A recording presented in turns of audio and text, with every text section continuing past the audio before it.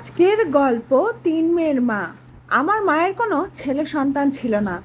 আমরা ছিলাম তিন বোন। তবে আমরা তিন বোন হওয়াতে বাবা মায়ের মনে কোনো কষ্টই ছিল না।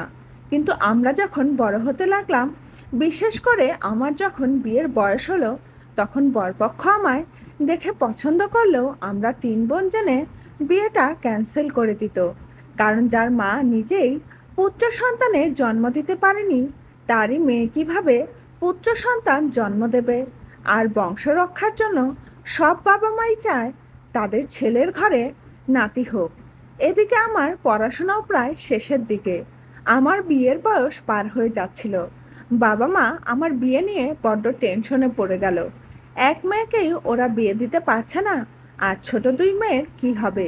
পরে উপায় না পেয়ে বাবা এক ঘটক ধরলো, আর ঘটকের পেছনে ভালো টাকাও খরচ করলো।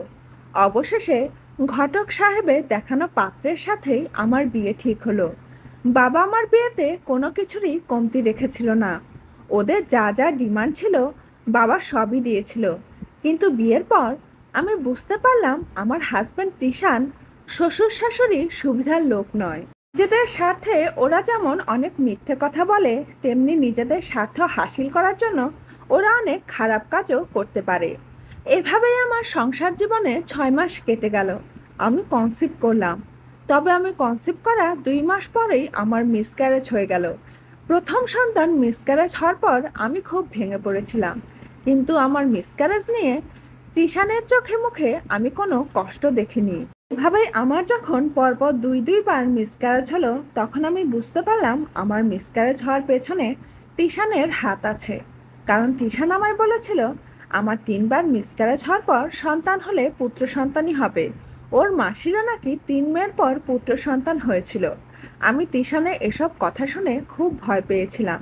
কারণ যে পুরুষ পুত্র সন্তানের আশায়, না না, আমি এসব কি ভাবছি, আমি তো কনফার্ম না যে তিশানের কারণেই এমন হচ্ছে। তাই দ্বিতীয়বার কনসিভ করার পর আমি তিশান শ্বশুর শাশুড়িকে কনসিভ করার কথা কিছু না জানিয়েই বাবার বাড়ি বেড়াতে চলে যাই। আর ওখান থেকেই ভালো একজন গাইনি ডাক্তার দেখাই। ডাক্তারবাবু আমায় চেক আপ করে বলল বাচ্চা ঠিক আছে, আর আমার শরীরেও কোনো প্রবলেম নেই। আর তখনই আমার তিশানকে নিয়ে করা সন্দেহটা আরও তীব্র হতে থাকে। তিশানকে অনেক বুঝিয়ে আমি বাবার বাড়িতে 2 মাসের মতো থেকে যাই। তখন আমার প্রেগনেন্সির 3 মাস চলছে। এরপর বাবা যখন 5 কেজি মিষ্টি নিয়ে আমার শ্বশুর বাড়ি রেখে আসে, তখনই আমার শাশুড়ি মা বুঝে গিয়েছিল আমি আবার কনসিভ করেছি। রাতেই দেখি তিশান আমায় বলছে, কনসিভ করেছ সেটা তুমি আমায় আগে বলনি কেন? আর এই বাচ্চা রাখা যাবে না। কালকেই তোমায় আমি অ্যাবর্শন করাতে ক্লিনিকে নিয়ে যাব। আমার যদি মেয়ে হয়, এই মেয়েকে বিয়ে দিতে আমারও হিমশিম খেতে হবে। তোমার মা 3 মেয়ের মা হতে পারে, কিন্তু আমি 3 মেয়ের বাবা হতে পারবো না।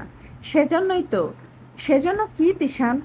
শোনো তিশান, আমি তোমায় কথা দিচ্ছি, যদি আমার মেয়ে হয় তাহলে আমি তোমার জীবন থেকে এমনিতেই সরে যাব।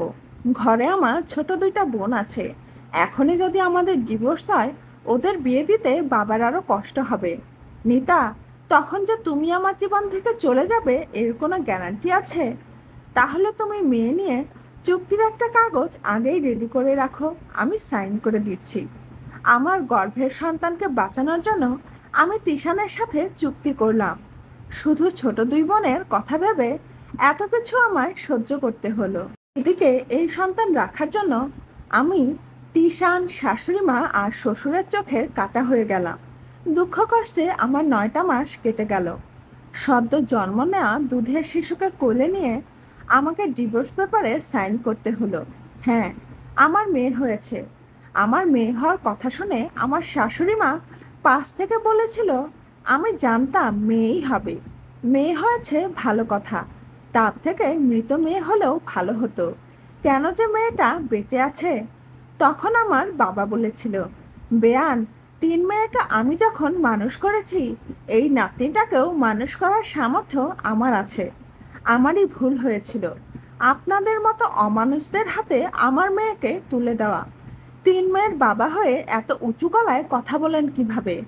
মেয়ের বাবারা সবসময় মেয়ের শ্বশুরবাড়ির লোকেদের সাথে নিচু গলায় কথা বলবে।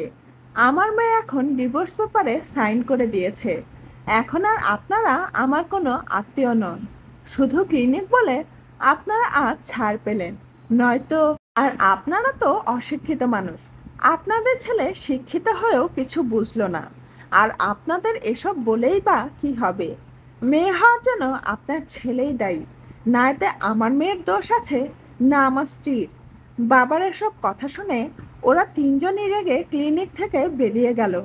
এমনকি তিশানও মেয়ের মুখটা একবারের জন্য দেখলো না, মেয়েকে কোলেও নিল না।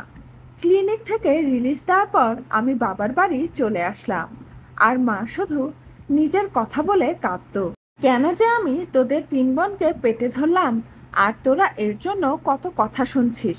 পরের ঘরে গিয়েও সংসার করতে পারলি না। তবে এ সময় আমি আমার বাবা মা ছোট দুই বোনের অনেক সাপোর্ট পেয়েছি। মেয়েটাকে মায়ের কাছে রেখে চাকরির জন্য নতুন করে আবার পড়াশোনা শুরু করলাম। 1 বছরের কষ্ট আমার সার্থক হলো। সরকারি ব্যাংকে আমার ম্যানেজার পোস্টে চাকরি হলো। দুই বোনকেও বললাম, আগে পড়াশোনা শেষ করবি, তারপর চাকরি নিয়ে বিয়ে করবি। ছোট দুই বোনেরও ভালো পোস্টে সরকারি চাকরি হলো। ওদের চাকরি হওয়ার পর বাড়িতে একের পর এক বিয়ের প্রস্তাব আসতে লাগলো। তখন বাবা বলল, মারে, তোর বিয়েটাও যদি চাকরি হওয়ার পর দিতাম, তাহলে আজ হয়তো এমন দিন দেখতে হতো না। দুই বোনকে ভালো ছেলে দেখে, ভালো পরিবার দেখে বিয়ে দিলাম।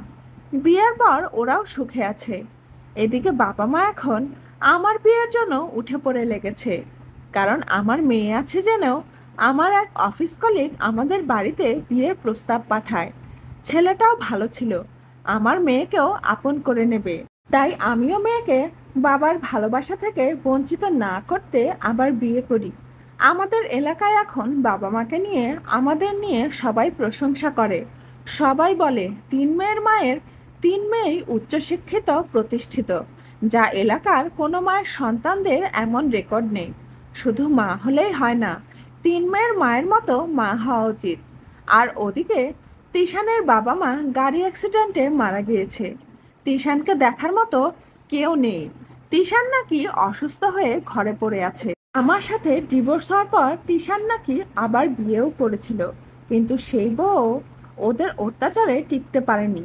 তবে তিশানের মুখে নাকি এখন একটাই কথা, আমি আমার পাপকর্মের ফল ভোগ করছি। আর যদি আমার একটা মেয়েও থাকতো, অন্তত এখন আমায় দেখতো, আমার সেবা করতো, আমায় বাবা বলে ডাকতো। আর এদিকে আমার মেয়েটাও বাবা মায়ের ছায়ায় বড় হতে লাগলো। বন্ধুরা, গল্পটা কেমন লাগলো কমেন্ট করে জানাতে ভুলবেন না কিন্তু। ভালো লাগলে লাইক, কমেন্ট এবং শেয়ার করবেন। ধন্যবাদ।